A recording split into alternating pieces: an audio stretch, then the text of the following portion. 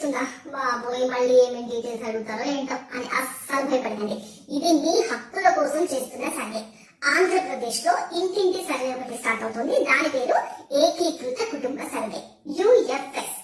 ప్రతి కుటుంబానికి ఒక రికార్డు ఉండాలన్న ఉద్దేశంతో ఈ సర్వే చేస్తున్నారు. ప్రతి ఒక్క అర్హుడికి కూడా సంక్షేమ పథకాలు మిస్ అవ్వకుండా అందాలి అన్నదే ఈ సర్వే ఉద్దేశం, లక్ష్యం. డిసెంబర్ చివరి వారం నుంచి గ్రామాల్లో గ్రామ సచివాలయ సిబ్బంది, పట్టణాల్లో అయితే వార్డు సచివాలయ టీం డైరెక్ట్ గా మీ ఇంటికి వస్తారు.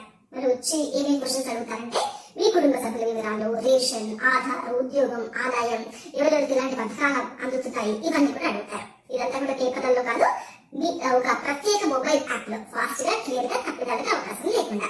మరి ఆధార్ సేఫేనా అని అంటారా? ఖచ్చితంగా సేఫ్. ఈ సర్వే కేవలం గుర్తింపు ధృవీకరణ మాత్రమే, మీ డేటా సేఫ్ అని ప్రభుత్వం హామీ ఇస్తుంది. మరి ఈ సర్వే వల్ల మీకు లాభం ఏంటి అంటారా? పథకాలు అందడంలో ఆలస్యం కాదు, ఎవరు అర్హులు ఎవరు కాదు అన్న గందరగోళానికి ఫుల్ స్టాప్ పడుతుంది.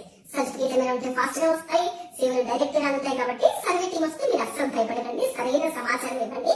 ఇది చెక్ కోసం కాదు, మీ హక్కుల కోసం.